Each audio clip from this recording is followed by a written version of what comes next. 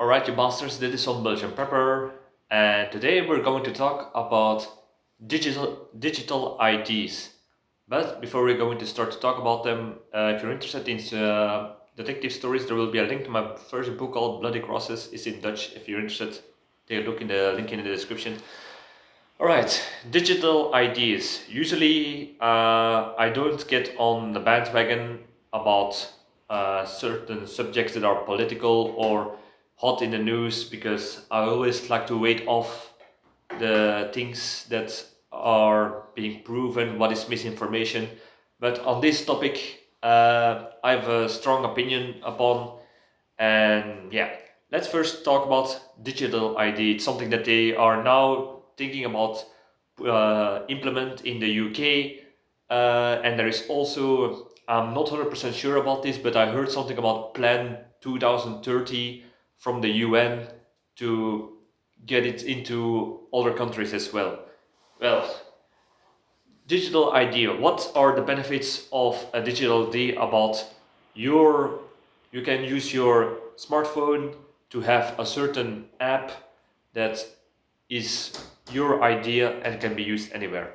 So what they say are the benefits of it are safer and smoother access to certain services like identification, in Britain's case the HNS, and that kind of stuff, and other things like, for example, COVID vaccines that you had to show back then.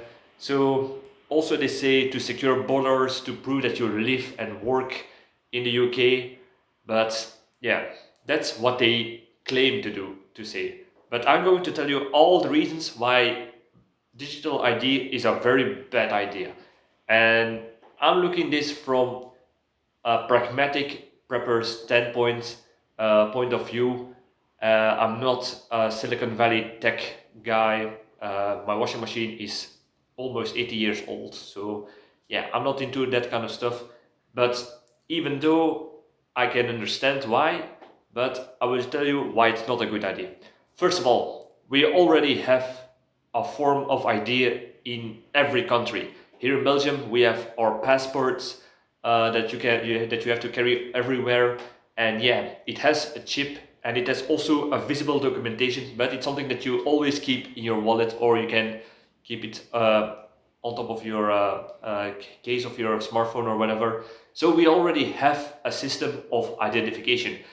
So why do we need another one? We are, and even if they say it's to replace or to have an alternative, yeah, I'm going to tell you why the other thing, why it's bad to have it as a full system. As an alternative, I can understand. You go abroad, you don't have certain, you perhaps your ID card is not fitting for the system in another country, and you use your smartphone that can be implemented all over the world. But yeah, there is, first of all, risk for cyber attacks. We all, especially here in Belgium, the latest years we had some cyber attacks on the municipals, and that created some problems here in Antwerp and such. So yeah, cyber attacks are getting more and more common in the future, and it will be more devastating if it will happen. And this is just from cyber criminals. If it's a targeted cyber attack from another country, which your country is in conflict with, the damage can be very huge. So yeah, the second thing I hate about it is uh, the you're dependent upon a system. Systems can fail in many ways in this case. If I just have my wallet and my ID, I just can take it out and use it. But for this, if it doesn't work when your phone is down, yeah, your phone going down, no battery, could happen, and you're fucked then if you need it. If the internet connection fails on your phone, yeah, you cannot use the app and show it. If there is a fail in the grid during a natural disaster, or during an evacuation where you don't have time to charge your phone and that kind of stuff. Imagine people who wanted to flee a country because there was an invading force, and they didn't have papers. They all had their phones, standing in line for perhaps days, and yeah, phone's flat, you're fucked. Another thing I would say is risk for data theft. Yeah, they say it's a safe system, don't worry, we will have cybersecurity, but every system can be breached, and they will be breached because for example, during World War II, if they had to destroy identification papers of resistance fighters or from Jews, they had to attack the municipal center headquarter building, and you just destroyed the papers, and all those people were safe. But in this, anyone over the world, some Nigeria prince can just go on the internet, and if they're really good, they can do some data theft in countries 2,000 miles away. That's insane to keep it in one central digital place, so to say. If you have all the ideas in different municipals, it's harder to breach in that way. So at least in that way, it would be more secure than have one central place. Yeah, you only have to pay for one building, but yeah, like I said, for cyber security, it's not a good thing. And don't you think the data will be misused by either the government, or it will be misused by businesses that are perhaps entwined for the cyber security, or the providers of these digital services or systems? It can always be breached by third parties that perhaps don't have good intentions, and even the government will even pay them to do it, and their trust can be misused. So there are so many things that can go wrong with data theft. Another thing is tyranny. It's an easy way to have for a government to have control over all people, and that's not good. Government and the people should be in balance. The government should fear the people, and the people should fear the government, and it needs to be in balance. But if one party has too much power, then things go wrong. And yeah, this brings this system all the power to all one side. That's not good. For example, if your country has been invaded, your country has been occupied, or there is a war, or there is a persecution system in the government, yeah, now with a digital ID, it's easier to find. Imagine if for example, the Nazis would have digital IDs implemented.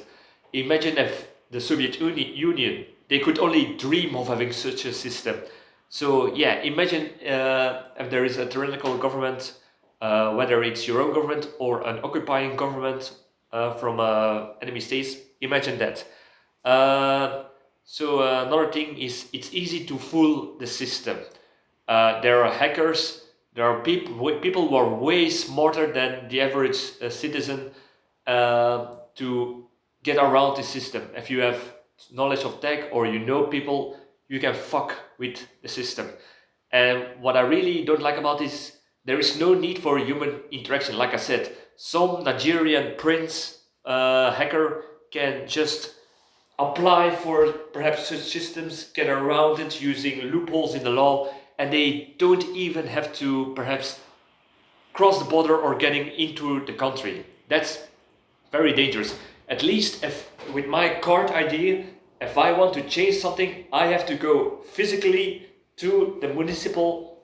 I have to talk to persons, and they can see, oh yeah, this person is this. He looks, yeah, indeed, this kind of old. He looks like the photo on his pass. Yeah, there are other proof of identification that matches everything that says here. Yeah, at least you have some interaction. But yeah, imagine with digital ID, you can just apply it through the internet like some sort of form. You can use some loopholes, like I said, in the law, and you can get your way around that. There is nobody to check. For example, let's see if somebody would use my digital ID, and yeah, they are perhaps 80 years old. They look Asian, and they are from another country. Yeah, there's nobody who can say, something's off. So yeah, the human interaction, that gut feeling, that's something that is harder to bypass if it's just everything digitalized. But by the way we're going these days, Yeah, people don't even bother with that anymore. So yeah, this will be harder. It will be hard to create a high trust society. We're going to a low trust society in that way. Another thing I would say is it will be used more. They say it will be used to target criminals, but then again, what is a criminal? There are big criminals and there are smaller criminals. For example, they say it's for we will be able to every payment that goes around the world can be linked to an idea. That sounds very good, doesn't it? So you're going after all the drug kingpins and the cartels and this and that. Probably, but these guys, they have probably the best lawyers in the world. They have the best expertise to get loopholes around the law. They have the tech people who can do some digital fuckery. These people can get around it. You know who doesn't get around it? The everyday normal citizen, because it will be used as a tool to get control over the smaller people, the people who, oh my god, you work, how do you say this in English? You don't you sold 5 of your eggs. We can see, we have proved that you've sold 5 eggs from your chicken coop without VAT and this and that, and you didn't put it on your taxes. You're a criminal now for something. For example, this is something small, a side hustle, something that everyday people is one of their only two tools to use in a world where everything gets more expensive, and you do perhaps a little side hustle. Well, most people do this kind of stuff, but who do you think they go after? The everyday citizen who does a small side hustle and they can get after because they do these guys don't normal citizens don't usually know that much about the law that go that deep in. They don't have lawyers. They don't have uh, accountants, all that kind of stuff. Or after the big criminals, the cartels, the drug kingpins, who have the best lawyers, technical guys, they can pay with their drug money, for example. Who do you think they go after? The smaller people. And if you can get off, instead of going after one big kingpin cartel thing, you go after millions of everyday ordinary citizens who don't have the means, the knowledge, or perhaps even the will to fight back against this. Yeah, who you think they're going to go after? And that is one of the things that makes my blood boil. It's just again this balance between governments and citizens that is getting out of whack. Uh, Another thing is errors in the system. You would Digital ID is from assumption that the system will work all the time. Errors will happen. Yeah, but humans make errors too. Yeah, but that's human error. If it's a digital error, who are you going to blame? Who is accounted for if there is a blame by the system? Is it the person who does the servers or the computers? Is it the persons from the municipals? Are these the political leaders? No, probably because the system as an error is hard to find, so you as a citizen will be blamed for it and you will have to pay a fine or something, or pay extra to get it in order. That's how it usually will go. Yeah, because if too many people work at that system, it's hard to blame someone specific or to find the blame. So it's easier to blame the everyday citizen who didn't want to use this system in the first place, or perhaps doesn't know how to use it. But yeah, the systems should be easier and smoother, so to say. So that brings to another question. Is it voluntary or is it mandatory? Because if it's an alternative, I can see the use of it, perhaps. But if they say that this little paper ID that you have, no, that's not. That has to go away, and it will be implemented by your everything by your smartphone because it's easier, so to say. No, it should not be mandatory. It should be an alternative that the people should use themselves. They should have the free choice to go for their own safety and their own responsibility, like me with my paper idea, or if you want to go digital, that's your choice. It's important to have choice in that matter, but and especially for people who are perhaps older, who are not that smart, yeah, for those people it's easier to have perhaps a card. So another thing, is it only a system from the government, or is it the government giving it in hand of a private business who is controlling all the systems to make it running? Or is it the government system held by some private companies? Because, like I said before, this could be a big problem if they are from either side, private businesses or government, bad actors or people who have criminal intent. Yeah, there is bigger chance that there will be misuse or theft or tyranny in that kind of stuff, or perhaps even money waste, because we know if a business gets a government contract, yeah, they tend to get to ask as much as possible and deliver as less as possible just because they were chosen from all the other businesses. That's yet another weak link in the system, I would say. So, like I said before, who will be accounted for if there is error or misuse? Who?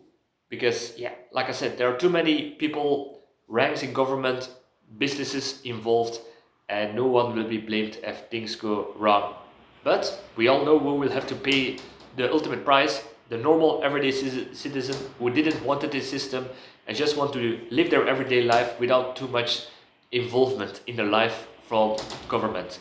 So, yeah, I don't know how many points I said, but these are all the points why I think digital ID is bad if it's a mandatory full system instead of an alternative. If it's an alternative, good, but you should have the choice not to be involved with it. So yeah, let me know what you think about it in the comments. Like, subscribe, all the good stuff, and I'll see you in the next video. Cheers!